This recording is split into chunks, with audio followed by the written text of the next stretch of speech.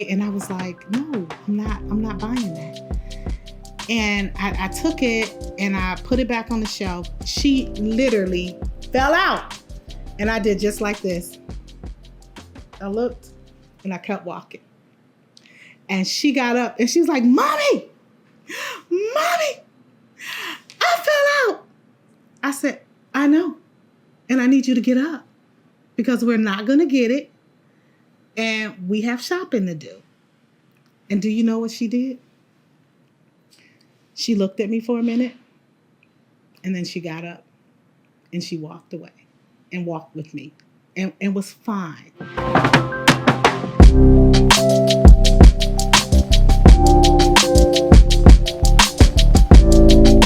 Big emotions, little bodies, perfectly normal. But how do you really know when there is a mental health concern in your youngest learners? We'll talk about that today here in the circle. I think when we think about common challenges that we see within pre-K children as it relates to mental health, it really is around that separation anxiety.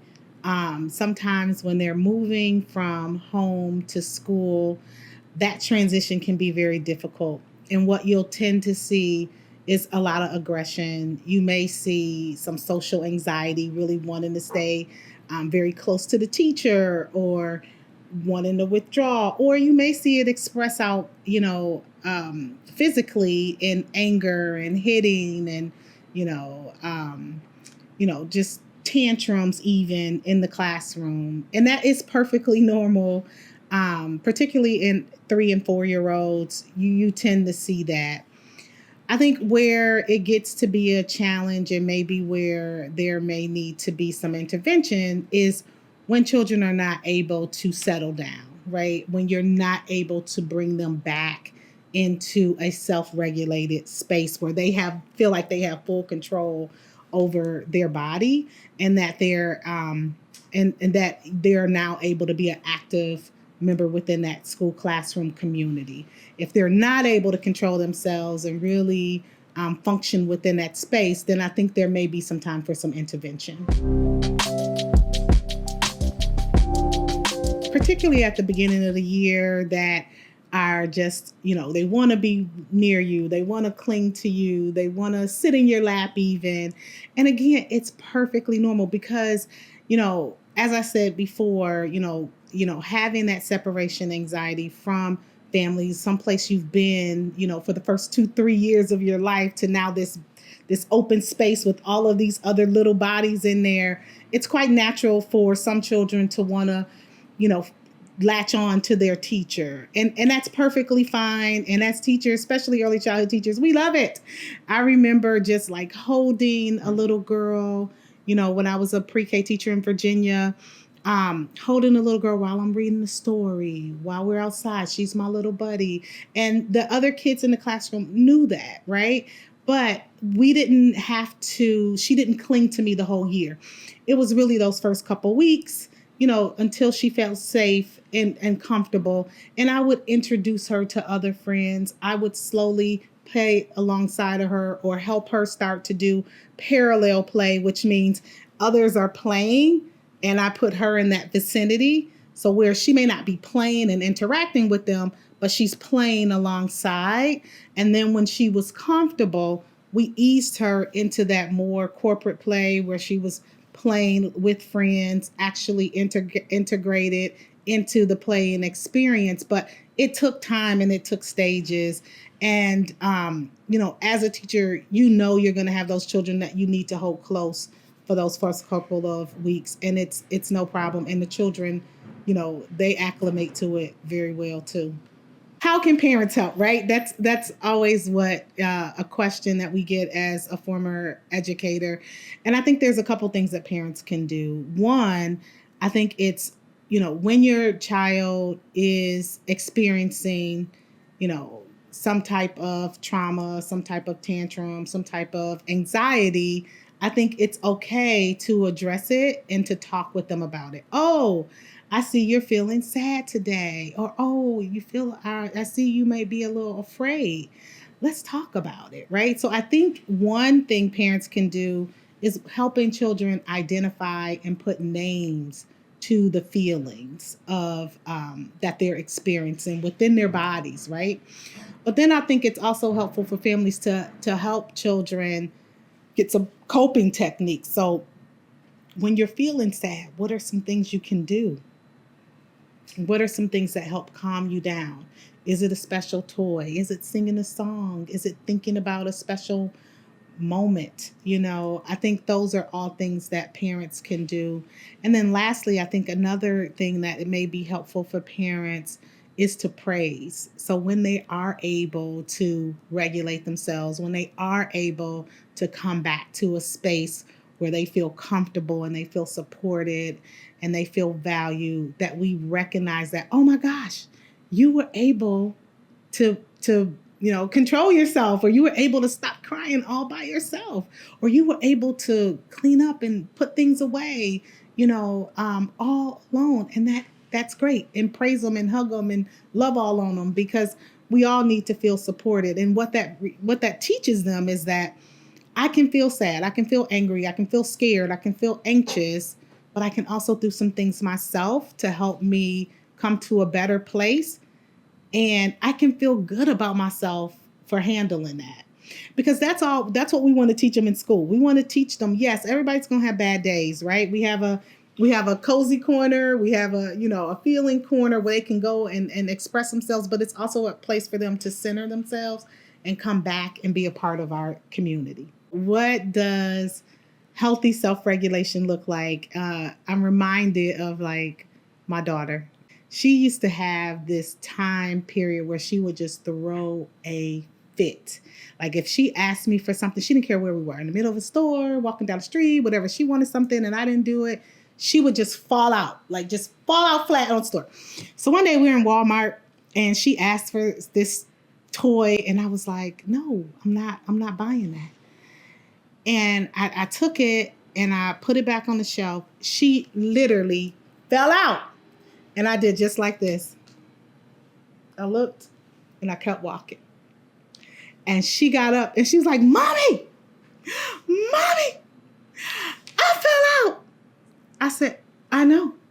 And I need you to get up because we're not going to get it. And we have shopping to do. And do you know what she did? She looked at me for a minute and then she got up and she walked away and walked with me and was fine. And I think when I think about healthy self-regulation, that sticks in my mind because sometimes they're testing us. Sometimes it's like a boundary. Sometimes they're just trying to see what they can get away with. But sometimes you have to let them know it's okay to be upset. It's okay to be disappointed. But we're not going to live in that disappointment. We're not going to live in that space of throwing a fit or falling out because one, that's not how life works. And so, part of this journey of being a parent, we have to show them that it's okay to be upset, but you got to dust yourself off and you got to keep moving, right? So that's what I think about when I think about healthy self-regulation. Yeah, I think, as parents, I think our natural instinct is to give our child everything. You want to just give in to them. I think the hardest thing for me to learn when my daughter was, teetering, on the borderline of, tantrums and, anxiety and just, having a hard time managing herself. I almost want to give in because sometimes it's so much easier. As a parent, it's so much easier. It's like, okay, take it. Go sit down. Go do this. But, we would be doing them a disservice by doing that. And so I think, as parents, it's hard for us. We have to stay our ground. You can do it. I'm cheering for you, because I'm teaching myself too. You can do it. And I think it's for us to stay the course, right? And to think about, how we want them to behave when they are not with us. How do we want them to manage themselves when they're in a larger group, when they're on a sports team, when they're in a play group? And so I think, one of the things for us to remember is that we always have to be the example, right? And we always have to push them towards the expectation.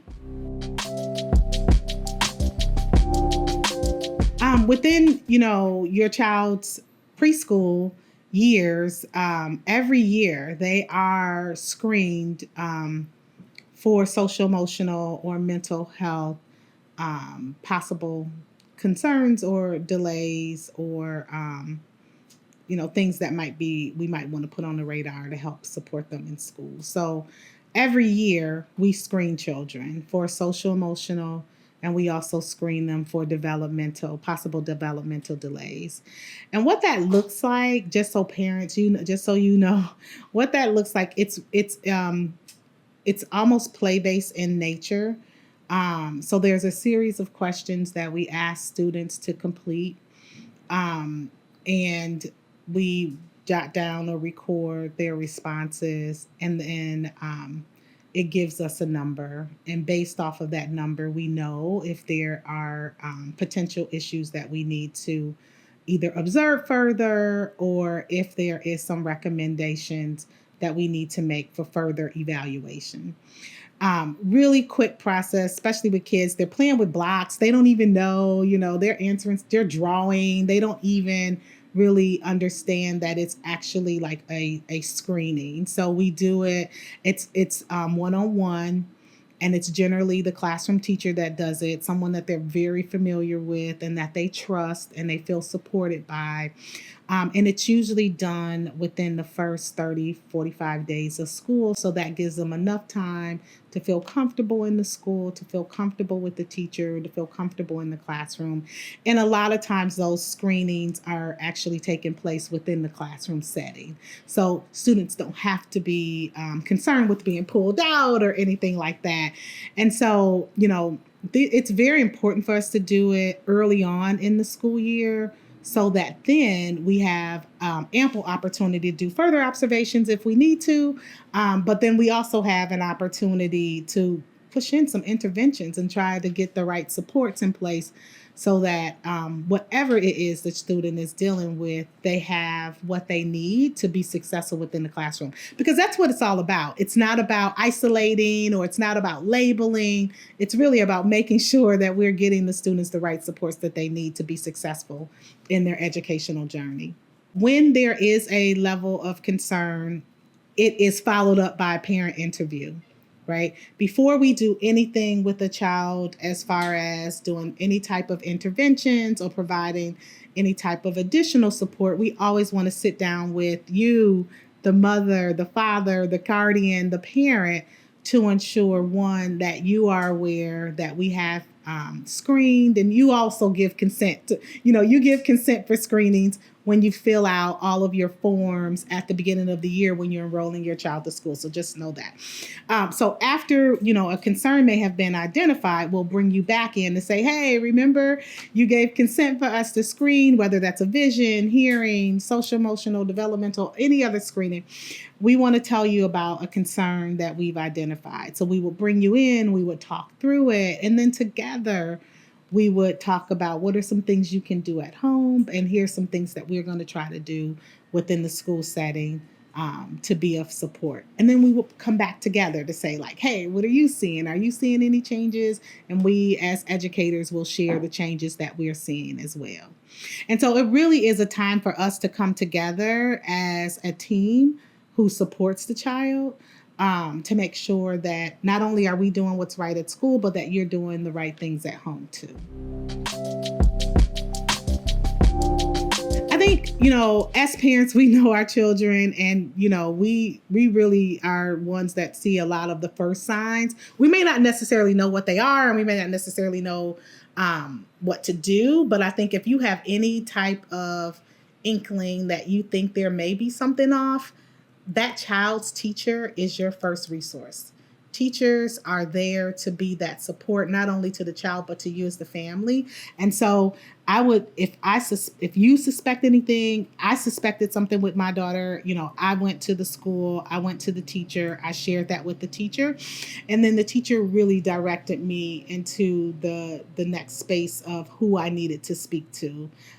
to get the further documentation and screenings and additional support that I needed to get for my child. So I would say any type, you can go through your child's teacher. Some folks go through their pediatrician too. Some people feel more comfortable talking to their physician, and their physician will also put you on the right path. So really there's no wrong door if you go to your school or if you start with your health professional. Either one is going to get you to the right resources and supports for your child.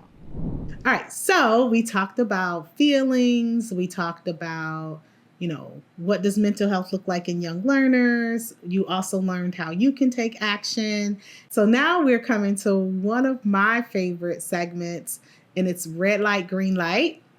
And it's an opportunity for us to bust myths. It's an opportunity for you to hear directly from me. So what we hear a lot is from parents is, if I have a concern for my child, I have to wait for the school to bring it up. No. Remember, we talked about if you have concerns for your child, there's a couple pathways you can go through. You can go to the teacher. You don't have to wait for the teacher to bring it up. You can go directly to that teacher, to that school, to that principal, to that child care agency, whatever it is, and let them know that you as a parent have some concerns about your child's health or mental health or social emotional health, whatever it is, right? But the other pathway is your physician. So it may be something that you want to talk about or bring up to your child care, your physician, your provider, and they will also direct you. So there's really no wrong door here. If you see or suspect, you can always elevate to whoever you feel most comfortable, right? To get the response that you need. So sometimes we hear from families, I have brother and sister, one's older, one's younger, and they both may have some social emotional or some mental health concerns. And so the resources must be the same for both of them, because obviously they're both dealing with anxiety, for example. No, that is false. Let's bust this myth. No. There are different interventions that are appropriate and developmentally appropriate for each child. And so although you may have an older child that's dealing with anxiety, the way we approach that, the way we support that, the way we intervene with that would look totally different from how we would do that from a pre-K or kindergartner or even a first grader, right? So that's why it's very important to have the individual child assessed and making sure that the interventions are right for their particular age band and age group. I get this question all the time from families, especially families who stay in the same school year to year. They may say, oh, Leslie, we had our developmental screening last year. So, my child feels the same. So, and seems like they're the same. So we don't have to do it again. I want to tell you, false. Just like we change from year to year, even though we look the same, right? We look the same. There may be some things that change within us from year. That's a whole 12 months. A lot happened to me last week. So just to say, to think about, all that can happen, how we grow, what we experience, what we see, how we process, all of that can change within a 12-month span. So no, we do have to screen and evaluate and look at our children every year, especially in those younger years, because so much happens. There's so much growth that happens in the early grades. And so we just want to make sure that we stay on top of that. And I know you do too, as family. So we talked about a lot today in this episode. And so, we're not just going to leave you hanging. I know you got a lot of information. You heard a lot of good things today. And so we want to now turn to our take-home folder. And there's going to be some action items for you. There's going to be some reminders for you. And there's going to be some things for you to just take note of, right? And so first things first, in our take-home folder, I want you to really start to know and really internalize and feel. Because as family and as parents, even, we feel like, oh my gosh, if I notice something and I say something, it must be something wrong with my child. So the first thing I want you to do is notice that it's okay. If you see signs that your child needs help early or even later in their, development, say something, right? It doesn't mean that anything is wrong. What it means is that you care enough as a parent, as a caregiver, to do what's right by your child. So that's the first thing we want to do. The second thing I encourage you to do is, as you start to see things, or even not, right? You may just want to start to help your child to get aware of their feelings, right? And so you can create a feelings log where they can start to write down how they feel every day. And even I do that. Even now, it's a journal. We call it, as adults, we call it journaling, right? So at the end of the day, in the early morning, you may set your intentions, but really it's about, how am I feeling? How am I going to show up today? And then the last thing that I want you to do, and this, I mean this from the bottom of my heart, if this has helped you, if this has blessed you, please share this episode with others who may be experiencing children with social, emotional, or mental health concerns, and they may not know what to do. Why keep it to yourself? Share it with them so that they can be a help and a blessing to their child too. Until next time, trust yourself. More importantly, trust your gut, trust the process, and meet us here in the circle.